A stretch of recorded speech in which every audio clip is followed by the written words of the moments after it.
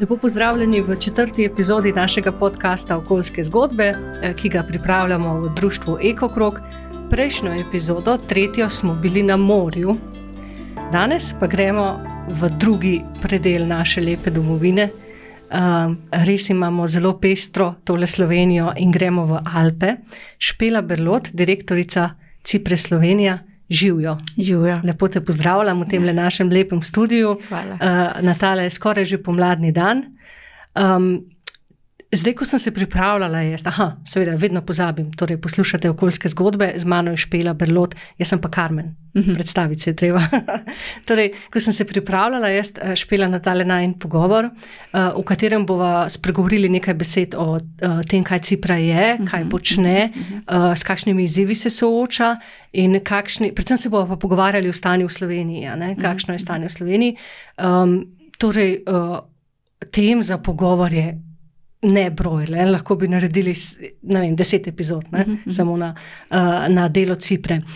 Zdaj, Cipra je nevladna, neodvisna, neprofitna krovna organizacija, ki ima že res častitljivih koliko let? 70 let letos praznuje, z mednarodno pisarno v Lichtensteinu in zajema 7 alpskih držav, če sem se prav seznanila. Kar pomeni, da je pravzaprav neka vsealpska mreža zajema celoten prostor, ta alpski prostor. Zdaj, za začetek bom jaz naštela nekaj podatkov, zato da si bodo najni gledalci in poslušalci znali predstavljati, kako je res to obsežno. Alpski lok zavzema skoraj 200,000 kvadratnih kilometrov, natančnejša številka 190,000 in še nekaj. 7 držav, 100 regij, več kot 6,000 občin, 13 milijonov ljudi. Alpe, kot vemo, so v srcu naše celine in so zelo raznovrstne, kulturno, jezikovno, biotsko, krajinsko. Špela, kako voditi delo na tako raznovrstnem in velikem prostoru, kako usklajevati, kako koordinirati, kako poslušati, kako to počne Cipra? Že toliko let? 70 let. Hvala za to vprašanje, pa hvala za te nekaj podatkov, da sem se spet spomnila, v bistvu, na kakšnem območju delamo. 13 milijonov ljudi, to je res veliko. V bistvu Cipra v svojih 70 letih delovanja je seveda spreminjala format delovanja. Nismo vedno delali tako, kot delamo danes. Pobuda za ustanovitev Cipra so bili problemi v Alpah, ki niso mejili samo na neko državo, ampak so v bistvu začeli ugotavljati predstavniki narodnih parkov, naprimer, da na obmejnih območjih prihaja do nekih velikih investicijskih lakot, torej hotel so graditi hidroelektrarne, razne vzpenjače in tako naprej, in so začutili potrebo po povezovanju. In to je tudi Cipra še danes, v bistvu povezovanje na nekih ključnih temah v alpskem prostoru. Tekom razvoja Cipre v bistvu se je pa rodila Alpska konvencija. V bistvu pobuda je prišla tudi iz strani Cipre. To je mednarodna pogodba, ki jo je ratificirala tudi Slovenija 1995 in postavila nek pravni red na alpskem loku. Vključuje tudi 11 protokolov, recimo protokol o turizmu, protokol o prometu, protokol o prebivalstvu in kulturi, s katerim v bistvu nekako dajemo neke usmeritve. Cilj Alpske konvencije je trajnostni razvoj v alpskem prostoru in vizija Cipre je živeti v Alpah. Mi vse, kar delamo tako, da bo prebivalstvo lahko kakovostno živelo v alpskem prostoru, to pa lahko dosežemo zgolj z ohranjanjem naravne in kulturne dediščine. Tako da, to, kar si vprašala, kako delamo od zgoraj pa od spodaj, ta je zgornji vidik, je v bistvu Alpska konvencija. Ona zagotavlja nek krovni mednarodni pogled, pravni okvir. Tako. S tem, da imamo tudi v bistvu stalni sekretariat Alpske konvencije, ki ga vodi tudi trenutno v bistvu slovenska predstavnica, gospa Alenka Smrkolj, ki stalni sekretariat v bistvu opravlja eno izjemno delo, usklajuje vse države v alpskem loku na področju Alpske konvencije in pa tudi letno podpira predsedujočo državo, namreč na 2 leti se menja predsedovanje pri pripravi poročila o stanju Alp. Namreč da se sploh lahko odzivamo na probleme v Alpah, moramo vedeti, kje so in kakšno je stanje v prostoru na terenu. Tako da to so zelo taki dragoceni dokumenti, en izmed mnogih. Ampak tukaj se v bistvu res ukvarjamo z alpskim prostorom, ustvarjajo se čudovite karte, pač podatki, nacionalne specifike in lahko pač spremljamo določene specifike. Naprimer, zadnje poročilo, ki so ga pripravili Francozi znotraj svojega predsedovanja, se je ukvarjalo z zrakom v Alpah. Sem brala to poročilo oziroma pregledala res obsežno. Obsežno. Vse po eni strani pač je uporabno, po drugi strani ni uporabno, ampak vredno je, da to počnemo. Da to počnemo samo za Alpe in da imamo nekaj, da lahko primamo in rečemo, takšno je stanje v celotnem alpskem loku. Seveda potem, ko pridemo pa na nacionalno Cipro, se pravi od spodaj na vzgor, pa pridejo lokalne specifike, seveda čist v druge dimenzije. Če govorimo o Sloveniji in o onesnaženosti zraka, recimo v tem poročilu sploh težko nastopamo, zato ker imamo toliko malo postaj, ki spremljajo onesnaženost zraka znotraj alpskega loka, da v bistvu sploh ne moremo reprezentativno govoriti o problemih v lokalnem okolju ali pa o problemih zraka v slovenskih Alpah. Tako. S tem, da je ta pristop od spodaj na vzgor in od zgoraj na vzdolj, pa verjetno tudi pri delu samem z ljudmi in skupnostmi, ki živijo v Alpah, kar pomeni nek okvir, tako kot je pač pri vsakem delu, nek okvir in potem neke pobude, ki prihajajo pač od spodaj na vzgor. Ja, od Cipra je v bistvu pobudnica večjih tehnikih mrež od spodaj na vzgor, torej recimo mreža občin povezanost v Alpah, potem imamo Alpaka, Alpsko mesto leta. To so pač neke skupnosti v Alpah, ki so zaznale, da so pač, da je trajnostni razvoj prednost, ki v to verjamejo, ki vlagajo to, ki imajo ljudi za sabo, imajo prodorne župane, prodorne uradnike, prodorne civilno inicijativo, kogarkoli, ki so se združili pač z nekim questom, nek namen imajo in to dosegajo. Tako da te mreže v bistvu res potem, kar je dodana vrednost, je seveda spet mreženje. Tudi marsikatera slovenska občina, alpska, je pač del nekih teh mrež in med sabo se potem povezujejo in ovrednotijo svoje delo. In čudovita mreža so tudi recimo alpski biseri. To so mreža občin, ki se ukvarjajo v bistvu z trajnostno mobilnostjo in pa turizmom, kako pa v bistvu zmanjšati prometne obremenitve in hkrati voditi nek kakovosten turizem. Pri nas je to recimo del te mreže občina Bohinj in Bled. In pač se res vidi, ta izmenjava znanj, ideje, vizija, pač delajo na tem in rezultati so vidni tudi v lokalnem okolju.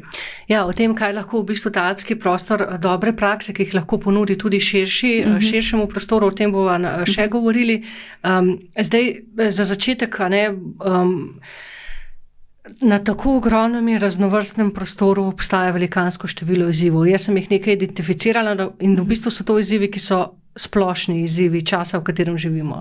Se pravi, podnebne spremembe, vpliv prometa, zdravje ljudi, oskrba z energijo, drugačni modeli gospodarstva, trajnostno gospodarjenje, že sama si omenila trajnostni razvoj, biodiverziteta, tega je res ogromno. Do tistih, ki so morda za Alpe bolj specifični. To je recimo res ogromno odtis turizma, ki je seveda generator gospodarskega razvoja, hkrati pa generator pritiska na alpski prostor. Vpraševanje, demografska vprašanja, ki so tudi sicer tudi splošno vprašanje, ampak se mi zdi morda v Alpah, usihanje in odhajanje in alpska krajina. Zdaj, format tega najnega pogovora je seveda precej prevelik, da bi se dotaknili vsega, zato mi povej, kaj so v Sloveniji trenutno najbolj pereči izzivi, kje ti vidiš tisto točko, kjer nam gre slabo, pa tudi tisto točko, kjer nam gre dobro. Oboje. Zelo slabo nam gre na področju prometa, žal. Pač promet je sektor, ki prispeva največ toplogrednih plinov v Sloveniji, ampak če pa se pač pogledamo na Alpe, govorimo pač o preobremenjenosti alpskih dolin, alpskih prelazov, govorimo recimo o Vršiču, marsikdo je že bil poleti, soboto, zjutraj na Vršiču, to je nemogoče, pač količine turistov, pohodnikov, planincev, gornikov, kogarkoli, ki se pač zgrinja tam, preprost okolje ne zdrži. Tukaj in pa tudi prebivalstvo. V bistvu dva problema sem identificirala, ko sem razmišljala, in to sta, se pravi, prekomerni turizem in pač obremenjenost prometna.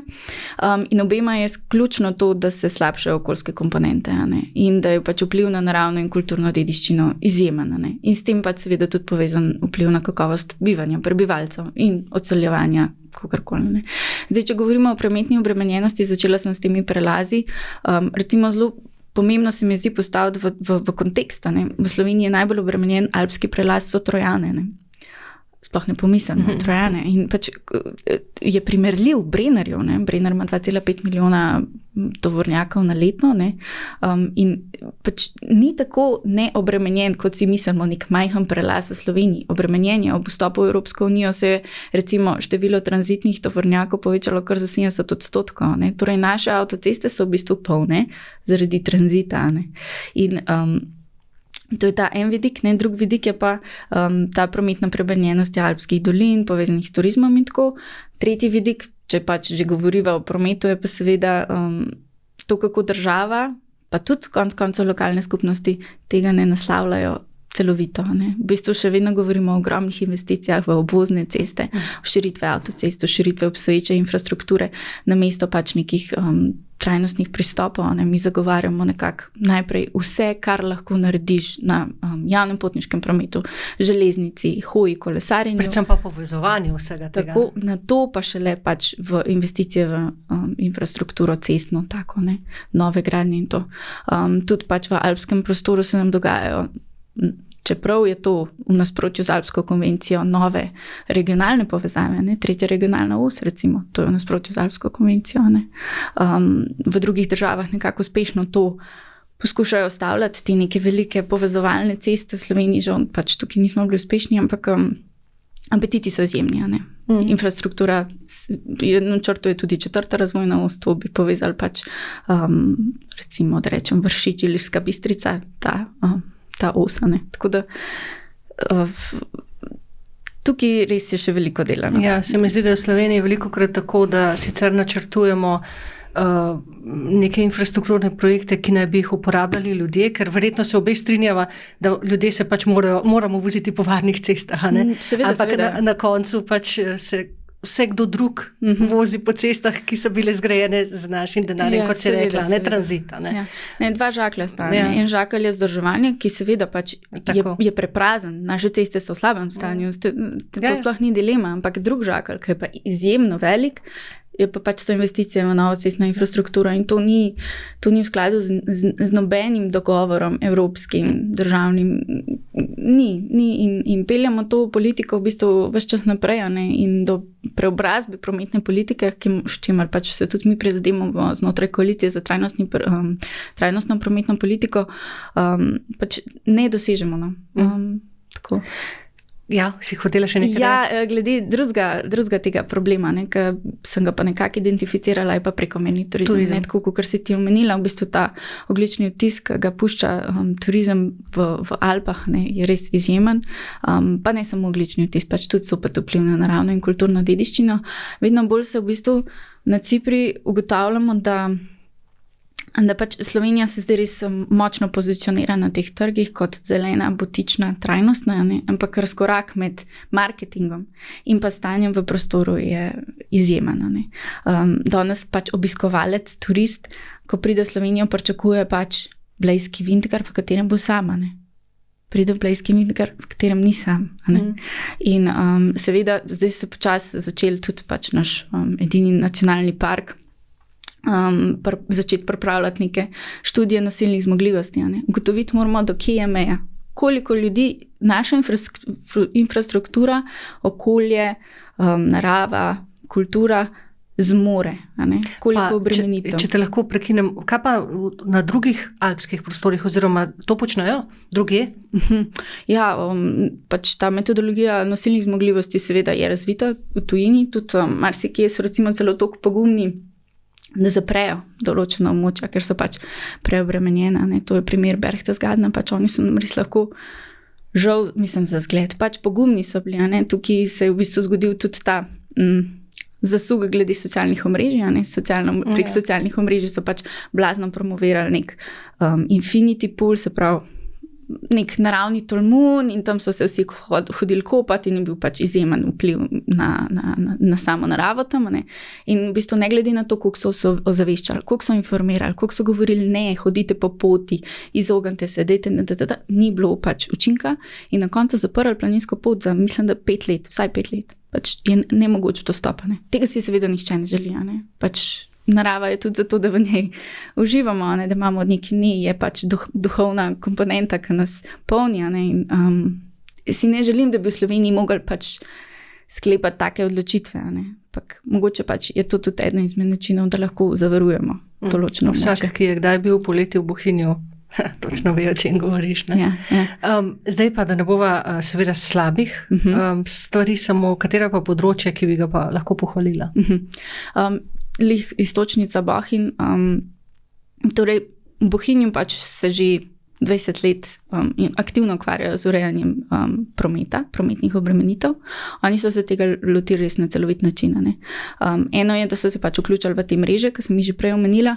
Drugo je pa, da so začeli razmišljati, kako bo turizem prispeval k kakovosti življenja. Namreč oni so razvili pač to enotno kartico Gost Bohinj, ki omogoča v bistvu obiskovalcu, da za določeno ceno ima pač na možnost uporabe vseh avtobusov v tistem območju, park and ride, različnih drugih oblik mobilnosti in te vrste mobilnosti lahko uporablja tudi lokalno prebivalstvo. Prej si v Bohinju nisi mogel zamisliti, da boš imel avtobus iz spodnje v zgornjo dolino. Zdaj ga imaš. Ti kot lokalni prebivalec nekaj od tega imaš. In to pač, take prakse so res pač lepo jih je spremljati in videti, kako zorijo in kako verjamejo v to in vidijo pač rezultate. In jezerska kotanja, bohinjska se pač je vedno bolj razbremenjena in pač cilj je imeti pač nič avtomobilov okrog jezera. In da je v bistvu dobro za vse, predvsem pa za tiste, ki tam živijo, res je. Mi smo obiskovalci, ljudje tam živijo. Na naslednjo temo bi šla in sicer bi čisto na kratko, ker bi rada prebrala tudi dobro prakso na tem področju, to so podnebne spremembe. Zdaj s prostim očesom jih vidimo v hudih neurjih na alpskem prostoru, v taljenju ledenikov, težave v zimskem turizmu, ki praktično na nekaterih področjih umira na obroke. Zdaj naštevam posledice, ki so pač vidne tudi v meni laiku. Kaj pa tiste nevidne? Ja, jaz si mislim, da mogoče marsikateri poslušalec ne poveže podnebnih sprememb z podlubniki. Torej, vedno več podlubnikov v slovenskih gozdovih, smrekovih, je v bistvu rezultat podnebnih sprememb. Smrekov lubadar. Tako, smrekov lubadar. Ja, smrekov lubadar, tako. Je v bistvu rezultat podnebnih sprememb. Namreč lubadarji so zaradi podaljšanega obdobja, toplega obdobja, torej teh toplih indijanskih jeseni, ali kako jim rečemo, imajo možnost še enega tega razvojnega cikla. In v bistvu oni zaradi tega, ker se je podaljšala ta toplotno obdobje, lahko še enkrat pač ličinke, pač cel ta morfogeneza žuželk in zaradi tega v bistvu vedno večji vpliv lubadarja. In pa seveda tudi mile zime. In verjetno ste opazili, ko se pač premikamo po alpskem prostoru v Sloveniji, je ogromno golosekov. Ja, ogromno. Kar seveda ni praksa v slovenski gozdarski stroki. Slovenska gozdarska stroka je izjemna glede tega. Mi imamo pač uveljavljeno sonaravno gozdarstvo že sigurno 100 let. To v Avstriji pač golosek še vedno. Kdaj je praksa v Sloveniji, se to ne dogaja, razen pač v primeru sanitarne sečne, ko govorimo o lubadarjih. Tako da recimo te lubadarji se mi zdi, da je tako zelo ena taka vidna posledica, ki jo mogoče ne povežemo s podnebnimi spremembami. Opažamo pravzaprav celotna, tudi ne samo goloseko, ampak celotna rjava pobočja, še ne posekanih pobočij. Tako, ja. Ali lahko akcije, marketinške akcije, kot smo jo videli med olimpijskimi igrami, torej ta delček ledenika, ki je potoval sicer z električnim avtomobilom, hibridnim avtomobilom v Peking, ali je to sploh smiselno? Zdaj bom neposredno povedala, da je moje mnenje seveda, da gre tu za marketing, ki pravzaprav nima nobenega smisla. Jaz bi si drznila reči, da je to en izjemen greenwashing. Tudi organizatorji pravijo, da bojo za vsak prevožen kilometer posadili eno drevo. Ne gre tako, da pač za vsak kilogram izpuščenega CO2 posadimo drevo, pač s tem nismo naredili nič, pač okay, to drevo bo posrkalo nekaj CO2, ampak še vsem smo pač ta CO2 izpustili v ozračje, ne.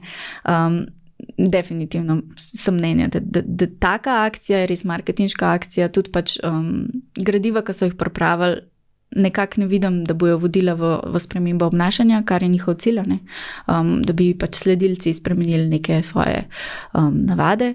Tako da žal res ne vidim tukaj ene širše slike. No?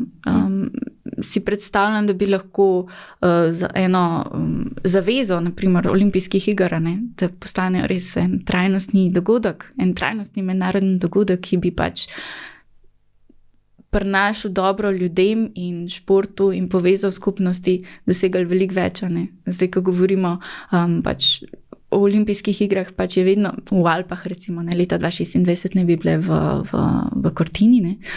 Prejšnji teden ali pred 14 dnevi smo oblikovali eno stališče, namreč pač zopet obstaja to tveganje, da se bo šlo v neko gradnjo novih infrastruktur in, a ne, olimpijske igre bi mogle biti ta moment skupnega napora ali pa dela za to, da najdemo neke boljše rešitve za prihodnost. Ne? In neka marketinška akcija, ki takole zelo na tak banalen, poenostavljen način spremlja olimpijske igre, mislim, da res ne prispeva. No? Ja, poenostavitev, z jezika sem vzela. Ampak olimpijske igre so spet verjetno svoja tema, spet, če se dotakneva teh, ki potekajo v tem trenutku, ko se mi pogovarjava. Kitajci se hvalijo, da so zelene, hkrati pa je v sneg narejen. Ne? No, pustiva to. V Alpe greva nazaj iz kitajskih puščav, zasneženih. Zdaj, kot sva rekli, alpski prostor je izpostavljen številnim obremenitvam. In meni se zdi zanimivo tole, kar ste zapisali na svoji spletni strani, da bi moralo glede obremenitev okolja veljati načelo povzročitelja. Od povzročiteljev bo treba v prihodnje zahtevati plačilo in to v taki meri, da bi ti prenehali z nezaželenim delovanjem in bi morali začeti ravnati trajnostno. Do nadomestila škode bo moralo priti neodvisno od tega, ali je povzročitelj tranzitni promet zunaj gorskih območij, tukaj govorimo o prometu, ali onesnaževalec okolja z gorskih območij, torej ali zunaj ali znotraj, ne glede na to. Kateri so največji viri onesnaženja v alpskem prostoru, kako se kažejo kombinacije teh virov in kako daleč smo pri udejanjanju zgornje misli, torej da naj tisti, ki povzroča, tudi bo odgovoren in naj plača. Najprej po kombinacijah, ne, ker do tega vprašanja glede kombinacije sem prišla ravno zato, ker sem pred to epizodo snemala epizodo z Moregenosom, Slovenskim društvom za sesalce morske, in Tilen Genov, predsednik Moregenosa, je jasno povedal, najhujše so kombinacije pritiskov na morski ekosistem. Kako je s tem v gorah? Ja, Alpe so vsem bolj prepišne, večje reliefne naklone imajo, geografija je drugačna, ne? Ni zdaj to juha, tako kot recimo morje, ne? Tako da bi se pač neki onesnaževala se seveda pač zbirajo v tleh, pa imamo probleme povezane z onesnaženjem zraka in potem temi sekundarnimi onesnaževali, ko lahko govorimo zopet o neki juhi, ne? Sploh v recimo alpskih kotlinah, ne? Če govorimo o Ljubljanski kotlini ali pa ne vem, o Grenobalski, ne? Pač to so res izjemne, pač izjemna stopnja onesnaženja pač zaradi prometa, pa potem industrije in pa seveda tudi individualnih koriščenj, ki na biomasa prispevajo. Ja, tako. Tako da bi zdaj govorila, da se pač med sabo, tako kot si prej omenila v morju, to bi težko rekla, no. Je pa gotovo to, da se pač, da onesnaževanje, ključno v Alpah je seveda so viri onesnaževanja točkovni, ki so recimo, če govorimo o Alpah, slovenskih Alpah, ki so pač seveda pnenčaste, torej krasane, izjemno prepredene z jamskimi sistemi in tako. V primeru pač onesnaževanja vodnih virov, ne, zelo hitro v bistvu pride do onesnaženja pitne vode. Ne. ti viri onesnaženja so pa lahko povezani pač z odpadnimi vodami kot posledica recimo planinskih koč, potem tudi povezano z kmetijstvom. Tukaj govorimo recimo o nekih netradicionalnih principih pašništva, kjer govedo pač se zadržuje daljši čas na istem območju pašnika in v bistvu po noči ne gre več v hlev, zaradi tega pač je primorano več pojesti, zaradi tega seveda odvaja več blata in posledično je več izpiranja v podtalnico in tako naprej. In pa potem tretji vidik je pa seveda pač to čist kmetijstvo povezano s pesticidi, ampak tukaj govorimo pa o alpskih kotlinah, alpskih dolinah. Tako da ja, nekako te tri vidiki. Predvsem bi pa glede vod se mi zdi zelo problematično, v bistvu te odpadne vode, ki jih poskušamo vedno bolj nekako sanirati, ampak je pač specifika, Gorski svet ima seveda zelo velika temperaturna nihanja, dnevna, sezonska in tudi planinske koče, kjer obiskovalci pač prihajajo, med tednom jih je recimo 100, za vikend jih je 1000, so obremenitve za biološke čistilne naprave izjemne, in pač te bakterije niso navajene na take sinusoide, tako da je v bistvu uspešno upravljanje z odpadnimi vodami umetnost. In know-howa, torej znanja, je malo. Ko govorimo z upravljalci planinskih koč, pač oni se med sabo, tudi dosti velika fluktuacija med upravljalci planinskih koč, pač ugotavljajo, da ne vejo sploh, kako biološko čistilno napravo upravljati in posledično pač jo imajo, ampak ona ne izvaja svoje funkcije. In v bistvu pač je slabš kot greznica v resnici na koncu. Tako da ni nujno, da so sodobni principi, če jih ne znamo uresničevati oziroma pač uporabljati, boljši kot stari, recimo, greznica. Sama si me v bistvu pripeljala do naslednje teme, torej naslednjih vprašanj, planinski in gorski turizem, ampak bi se vseeno pa še nazaj vrnila, bi vztrajala pri vprašanju, kako daleč smo pri udejanjanju misli o tem, da ne tisti, ki je odgovoren za onesnaženje, tudi plača. Ja, mogoče bi odgovorila z enim zelo aktualnim stanjem v državi. Verjetno ste slišali, da je trenutno v parlamentu zakon o varstvu okolja, kjer govorijo o shemi nepovratnih sredstev, kjer naj bi 12 največjim onesnaževalcem v Sloveniji pomagali prek podnebnega sklada pač plačevati neposredne stroške, ki so povezani z njihovim delovanjem. Torej, moj odgovor je ne, nismo daleč. Nismo nikjer, pravzaprav. Nismo nikjer, oziroma mogoče smo še celo kakšen korak nazaj, kot smo bili. Tako. Ne moram reči ene dobre prakse, da bi rekla, ja, tukaj se je onesnaževalec zavezal, da bo plačal. Kaj pa v Evropi? Oziroma na tem alpskem prostoru Cipre? Ne bi znala odgovoriti. Greva k temi, ki smo jo že malo napovedali. Namreč tale podcast nastaja v okviru naše kampanje za Primo krog, katere podpornik je tudi Cipra. In cilj te kampanje je uvedba kavcijskega sistema za embalažo pijač v Sloveniji, seveda povezano z plastičnim onesnaževanjem.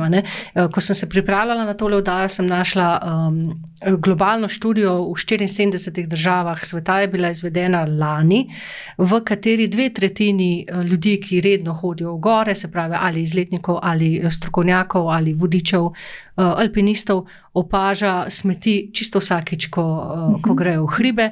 60% jih opaža, da je smeti več, kot jih je bilo pred 5 leti. Med njimi so seveda zdaj po novem žal tudi odpadki povezani z pandemijo, maske. Je pa plastika tisti odpadek, oziroma so tiste smeti, ki jih najpogosteje najdejo v gorah. Vsi slišimo še enkrat, če se navežem na prejšnji podcast, na probleme, ki jih plastika povzroča v oceanih. Kaj pa v gorah? Ja, glavni vir onesnaženja s plastiko v gorah so gotovo pač obiskovalci, turisti. Zakaj porast v zadnjih 5 letih, to je moja hipoteza, je to, da v bistvu ljudje vedno bolj bežimo v gore, ker so hladne. Poleti pač nam dajo neko svežino, v mestih se temperature zvišujejo in to je logičen odgovor, gremo tja nekam, kjer je hladno, kjer se bomo spočili, kjer se bomo naužili narave. In s tem prenašamo tudi svoje vedenjske navade. In vedenjske navade dolinske ne pašejo v gorski svet.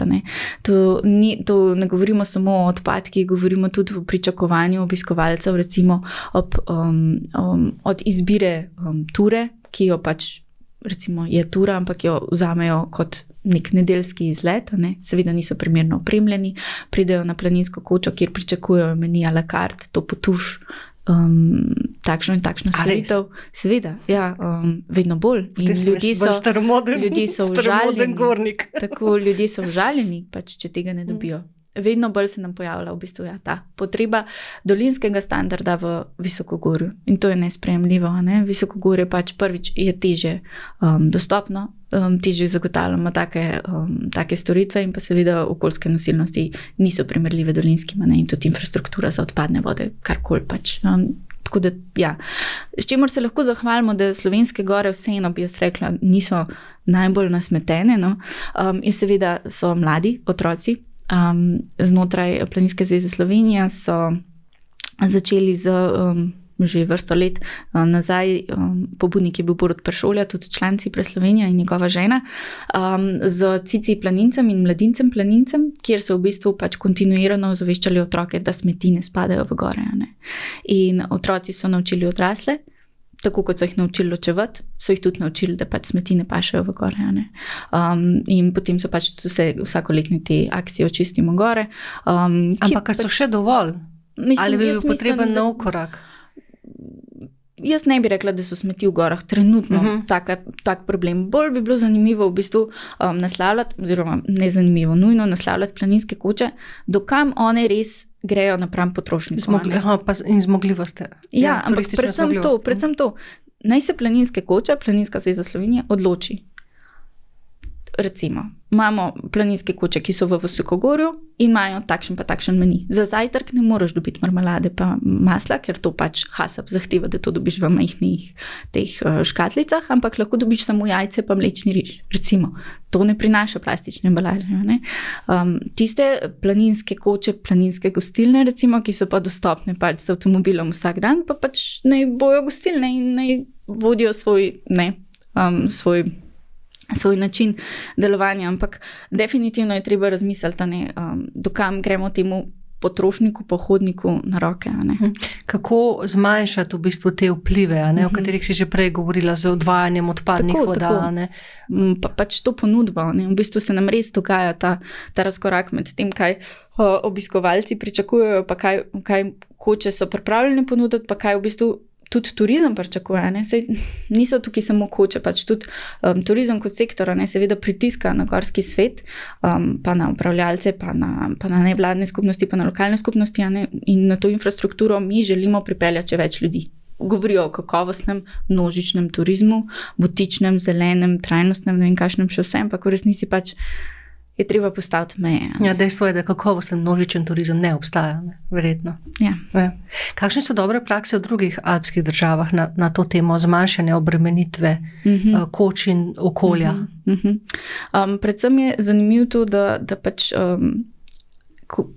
kakšen je vpliv geologije, ko govorimo o apnenčastih Alpah, kot so slovenske, seveda vedno je večji problem so odpadne vode, kot pa recimo, kjer govorimo o geologiji oziroma pač granitu, ker tam pač odpadne vode drugače pronicajo skozi površje. A nam lahko recimo poveš, kateri del Alp je to, ko govoriš recimo o granitu, da se bomo znali predstavljati? Francoski. Del francoskih, pa tudi Avstrija, pa tako, pač malo je. Ta del, ki ga pa mi recimo bolje poznamo Slovenci, Dolomiti, recimo, če gremo ven, to je vse spada verjetno pod na naš način. Kamnine, mislim. Ja, Dolomit, apnenc pač, tako. Recimo.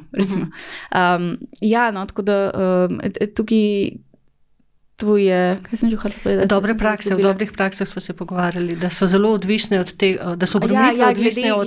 Glede odpadnih voda, je to zelo zanimivo. Ker v bistvu pač šli smo enkrat na eno ekskurzijo v eno avstrijsko planinsko kočo, ki je pač zelena, oni imajo Tudi obnovljive vire energije, pač solarno elektropostajo, potem te odpadne vode pač na drugačen način menedžerirajo, pa tudi v bistvu imajo manjše težave z zagotavljanjem pitne vode, zato ker je več pitne vode na površju, ne? Zopet, ker niso apnenčaste, ampak so granitne in voda pač zastaja. Ne? Tako da je v bistvu s tem povezan potem tudi, kako rešuješ probleme. Ne? Zanimivo, da pač geologija vpliva na to reševanje. Ampak da bi pa zdaj prav rekla, dobre prakse, ta planinska koča ali pa to območje to tako deluje, pa res težko rečem, mogoče nisem najboljši sogovornik za to temo. Pritiski so pač povsod. Ko smo se pogovarjali pred tem najnim pogovorom, sem ti omenila tisto dolino v Italiji, ki so jo pač morali zapreti zaradi ogromnega obiska. Ne vem, ne spomnim se, kako se imenuje dolina, ampak ti verjetno veš, o čem govorim. Ne. Nič ne dej. Zdaj, jaz sem prej pozabila, hotela sem v bistvu prebrati tule par dobrih praks na področju preprečevanja podnebnih sprememb, zato, da si bodo najni poslušalci in gledalci znali predstavljati, kaj pomeni to, o čemer smo govorili na začetku, od spodaj na vzgor. Torej, dejavnosti posameznih mest na področju preprečevanja podnebnih sprememb so različne.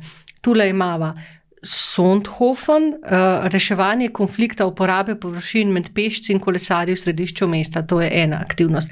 Belluno, severno-italijansko mesto, podnebju prijazna prenova javnih prostorov, prenavlja javne prostore, šole, in Chambéry v Franciji, teden narava v mestu, obveščanje, vključevanje prebivalstva v zelenitev in zmanjševanje poseljenosti mesta.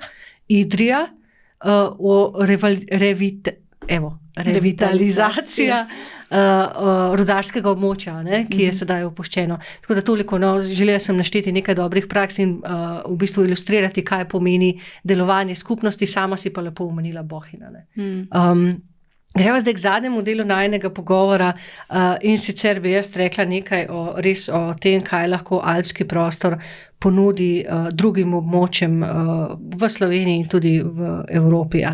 Vsi se strinjamo, oziroma če rečeva plastika. Večina problemov s plastiko nakazuje na širši problem, ki je ta, da pač gospodarstvo, kot ga živimo, preprosto ni vzdržno. Da neskončna rast in neskončno širjenje gospodarstva ni možno in da je treba ne moramo trošiti v nedogled in ne moramo izčrpavati naravnih virov v nedogled. Poleg tega pač to pušča hude posledice nam ljudem in okolju in družbi, pač da ne naštevam. Nujne so drugačne dobre prakse gospodarjenja. Cipra omenja cilje. Energetsko učinkovito nizkoogljično gospodarstvo, zveri učinkovito gospodarstvo, gospodarstvo, ki temelji na ekosistemskih storitvah in naravnem kapitalu, ter na koncu krona vsega, pravzaprav se meni zdi, gospodarstvo, ki podpira kakovost življenja in blaginjo. Ker seveda lahko živimo dobro, samo v dobro ohranjenem naravnem okolju, to je vsem jasno. Ali je slovenski alpski prostor pripravljen na te spremembe? Oziroma, če vprašam drugače, ali jih že živi, jih bo živel, kdaj jih bo živel in kaj lahko Slovenci ponudimo v tem pogledu drugim? Kompleksno vprašanje. Mislim, da nekatere alpske skupnosti slovenske so, pa ne samo alpske, tudi recimo temu notranske, kraške.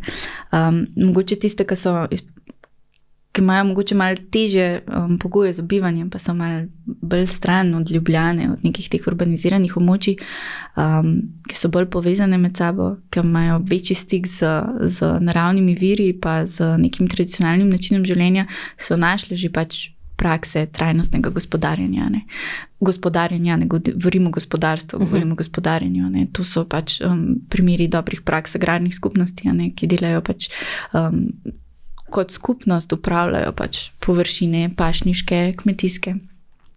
Potem recimo drug primer, ki bi ga izpostavila, so shema gorniških vasi, v katero je recimo vstopilo Jezersko pred parimi leti. To je shema, kjer v bistvu se skupnost odloči za trajnostni turizem. oni pač znotraj nekega procesa, celo mislim, da majhnega referenduma izglasujejo, da se res strinjajo s tem, s to vizijo, s temi cilji in to peljejo. Tukaj pač so res postavljene meje, šli se bojo mehki turizem, ne bojo se šli množičnosti, ohranjali bojo naravo, omogočali bojo kakovost lokalnega prebivalstva in tako naprej. Ne. Potem tretji vidik, recimo, ko smo govorili o energetski učinkovitosti ali pa recimo o nekih teh trajnostnih oblikah pridobivanja energije, ne, imamo pač pionirje na področju recimo rabe lesne biomase, v Radljah ob Dravi imajo recimo lokalno skupnostno kotlovnico, kjer lokalni vir, torej pač hlodovino uporabljajo za gretje skupnosti, za šolo, tako ne.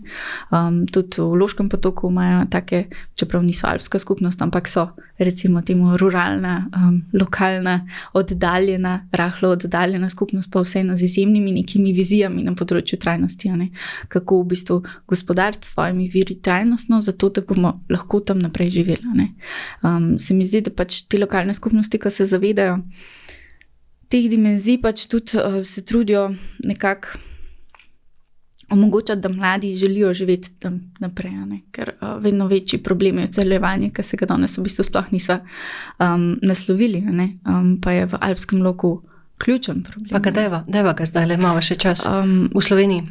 V Sloveniji, če bi govorili z Bohincem, ali pa z mladim iz Kranjske Gore, pač on nima kje živeti. Ne more pač si kupiti stanovanja, ni površine, kjer bi si se zidal hišo in se pač mora odseliti nekam. Zato, ker je v bistvu pritisk turizma tako visok, da so cene nepremičnin tako. In potem se zgodi nam to, kar se pač lahko v Alpah vidimo kot patološki problem, kjerkoli v nekih teh malo večjih turističnih območjih, da so pač nastanitve, ogromne nastanitve ali pa številne nastanitve prazne, polne samo ob vikendih, prihaja konflikt med vikendaši, lokalnimi prebivalci, seveda infrastruktura ni zgrajena za te viške, niške, tako in pač tukaj res je treba poiskati neke trajnostne načine gospodarjenja tudi s tem virom. Tudi pri Cipri smo razvijali neke ideje, recimo nekih najemniških služb, kako bi vikend lahko omogočal pač vikendaši, kako bi lahko v najem dal mladim družinam ali pa ne vem, neke pač medgeneracijske skupnosti, zadružne skupnosti in tako naprej, za reševanje stanovanjskega problema. To je eno. Drugo je pa seveda odseljevanje zaradi pomanjkanja delovnih mest. Ker dejstvo je, da pač vsi kmetje ne morejo biti, Ja, niti si ne želijo. Tako pač, ja. Potem lahko se ukvarjajo s turizmom, lahko so pač v neki tej osnovni javni infrastrukturi, šolstvo, policija, uradništvo, ampak potem pa nekako zmanjka. Tako da tukaj so recimo tudi zelo lepe, dobre prakse, so te gorski working places. V Švici so že razvili ene par čudovitih primerov, kako v bistvu ključna je pač dobra internetna povezava, ki je v gorskem svetu marsikje še vedno pač zgolj fantazija. Tako da pač opremati gorske skupnosti z dobro internetno povezavo je ključno za to, da lahko mladi ostanejo na tistem območju, ker pač mladi vedno bolj delamo v digital. In potem pač seveda nočeš ostajati doma, hočeš pač imeti neko možnost kave, izmenjave, izkušenj, informacij in v bistvu obstajajo primeri coworkingov v nekih recimo skupnostnih prostorih v območju občine, kamor pač prihajajo tisti mladi iz tiste občine in pač skupaj delajo. Seveda vsako v svojem podjetju, ampak prihaja do izmenjave znanj, imaš občutek delovnega okolja in tako. Tako da tukaj je to ena rešitev. Izjemno kompleksno vprašanje, vidim. Hvala, ker si mi odprla pogled. Nihče ne razmišlja o tej hitro pasovni povezavi oziroma zmogljivosti interneta. Ja. Prej si mi naštela dobre prakse spet od spodaj na zgor. Zdaj te pa jaz vprašam, od spodaj na zgor smo pripravljeni, kaj pa v obratno smer? Država Slovenija in njeni, kako rečem, pač segmenti, ki morajo poskrbeti za to, da bo drugačen gospodarski razvoj možen. Razvoj, ki ne bo izčrpaval verov in ljudi do onemoglosti in čez. mogoče povabim poslušalce, gledalce, ko gledajo 2 filmčkov na to temo, pa si potem lahko sami poslušalci oblikujejo pogled na to, kje smo, pa koliko nam še v bistvu manjka. Ob pripravi vizije razvoja Slovenije 2030 ali pa 2050, nisem se prepričana, so pripravili tudi en filmček. In ta filmček je ilustriran, v njemu nastopa samo ena ženska, vse ostalo so moški, ki z kravatami stojijo na vrhu enega hriba, gledajo v dolino in snujejo prihodnost te doline. In snujejo tako, da pač postavijo nekaj vetrnih elektrarn, eno industrijsko območje, neko cesto potegnejo, ni pa razmisleka o tem, kje bomo živeli, kje bojo šole, a se bomo res premikali samo po cesti. Zdravstveni domovi. Potem si 2 poslovneža srečata v Tivoliju, si podata roko. Tista ženska edina, ki se pojavi na tistem filmčku, premika voziček, medtem ko se ona 2 pač zmenita za nek poslovni del. Tako da bojim se, da drug filmček je pa filmček Moja dežela, moji ljudje, ki je bil posnet v 80-ih kot glavna kampanja za pač turistično destinacijo Slovenijo, kjer pač lahko gledamo čudovite posnetke pokrajine in ljudi, ki so v pokrajini in delajo z njo. Tako da jaz mislim, da Slovenci še vedno imamo to identiteto, da znamo delati z zemljo, da jo imamo radi, da si želimo, da nam je pač varstvo okolja in narave res pa dediščine visoko na vrednostni lestvici. Je pa res, da smo mogoče še malo premal uki ali pa zelo ne uki kot narod glede vključevanja v postopke oblikovanja raznih dokumentov, strateških na nacionalni ali pa na lokalni ravni, da nekako še nismo teh demokratičnih mehanizmov toliko razvili in se v njih toliko vključili, da bi lahko imeli res vpliv. In zato pač vodijo politike ljudi, ki pa mogoče so se odtujili od teh vrednot. Ker jim mi pravzaprav pustimo. Ja, pustimo, ali pa tudi ne znamo. Mislim, jaz ne bi rekla, da smo pač krivi, pač ne, to se tudi treba priučiti. Tako da mislim, da je še velik potencial v nas skupnosti, narodni skupnosti, tudi gore pač so močno upete v identiteto Slovencev. Smo alpski narod, zimski alpski narod, vidimo zdajle, koliko smo kolajn pobrali. Tako da pa malo zdaj v kaltu. Včasih kal, ja. Tako da, ja, no, tukaj, da bi pa rekla, ta strateški dokument je pa res izjemen, pa sploh ne, mogoče strateški dokument, da je izjemen, ampak izvajanje, se ves čas se v bistvu zalatavamo ta izvajanje in nadzor. Nekako se nikoli ta lup, ta zanka, katero se vi zdaj trudite v kavcijskem sistemu, recimo, ne zapre, ne pride do tega, da gremo en korak naprej. Tako. Lepo, končujeva in sama si omenila, Slovenci smo res navezani na svoje gore, mislim, da je to tudi podoba, to bi sicer verjetno lahko vprašala ljudi, ki so Slovence, ki živijo v tujini, čeprav, če jim rečeš Slovenija, kaj se jim, mislim, da se jim zarišajo gozdovi in ta gorska pokrajina, čeprav imamo izjemno pestro tudi drugo pokrajino. Nekaj si že rekla, splošno mnenje je, da jih znamo ceniti in varovati in srce nam zaigra, ko vidimo svoje gore. Kaj pa ti meniš, a jih res znamo ceniti in varovati? Pa spet te sprašujejo na ravni posameznika in na sistemski ravni. Na ravni posameznika se bojim, da se oddaljujemo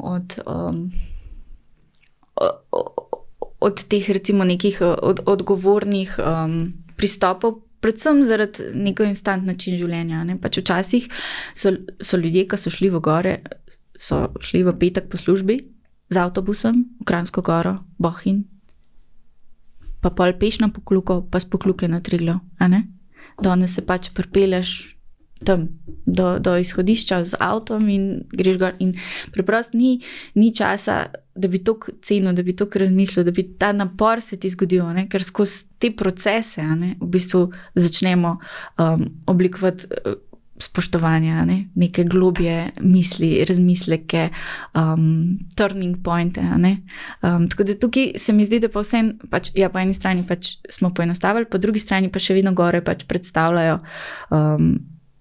zakladnico naravne in kulturne dediščine z ogromno možnosti učenja, ne, in pridobivanja izkušenj in še vedno so tukaj in nas čakajo in lahko pač gremo v njih in se naučimo vsega tega. Imamo tudi izjemne pač vodnike, ogromnega znanja, literature, tako da tist, ki si želi spoznati gore in jih pač ceniti in ohranjati, ne, ker ni dovolj samo pač, da rečeš, da si planinec, pa ne smetiš, ne. Vpliv na gore se začne tudi na svojem domačem pragu ali pa že doma, ne samo pač, ko greš v gore. Ne.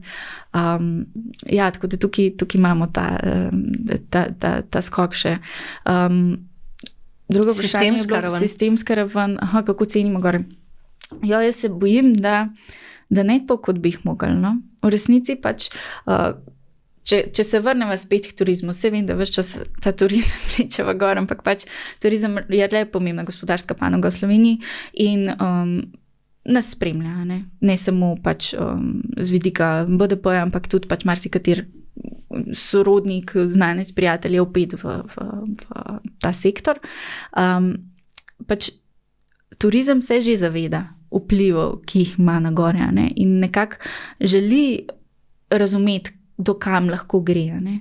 Po drugi strani pa ne zna, ne razume, ne ve kako. In tudi tudi recimo drugi sektori, ali to ohranjanje narave, ali so to nevladne organizacije, ali so to lokalne skupnosti, tudi še ne vedo čisto dobro, do kam lahko stegnejo roko, do kam pa ne. Učimo se, iščemo ravnotežje. Tako da jaz res si želim, da bomo našli dovolj malo ravnotežje, da ne bomo pač prestopili čez to točko ravnotežnostja, kjer pa pač potem popravlja stvari za nazaj zelo težko. Ja, ko je enkrat ravnotežje porušeno, ga praktično ne moreš spraviti nazaj. Ja. Mi smo lahko res izjemno hvaležni. Imeli smo na obisku eno Francozinjo na izmenjavi v naši pisarni in smo šli pa z njo v hribe in ona rekla pač, vaše Alpe so divje, a ne? Pač v Franciji je na vsakih 20 km vsaj ena žičnica, neka koča, neka infrastruktura, pri nas infrastrukture ni, a ne? In to je vredno, razumeti moramo, da če nimamo infrastrukture, da je to prednost, a ne? Da nimamo pač vsega poleg trenga, ne. Ja, jaz res upam, da bojo pač tisti, ki odločajo, pripravljeni ohranjati Alpe take, kot so. Divje. Tako, divje. Ja. Veliko si mi že povedala skozi tale pogovor najin o svojem odnosu do gora. Pa te prosim še za kakšno tvojo zaključno misel, kako ti doživljaš gore. Ja, jaz gore res vidim kot ne samo kot prostor oddiha, ampak kot prostor za učenje, za nabiranje izkušenj, za spoznavanje same sebe. Navdiha. Ja. Silijo me v izven cone obdobja. No. V bistvu ti fizični napori prisilijo tudi misel in duha k temu, da pač se spoznavaš bolj in iz tega lahko postaneš boljši človek. Tako da hoja v gore sigurno prispeva k razvoju človeka. In to se ne vidi na Instagramu? Ne, to se pa res ne vidi na Instagramu. Špela Berlot, direktorica Cipre Slovenije, hvala, ker si bila moja gostja. Lepo je bilo govoriti s tabo. Srečno. Srečno.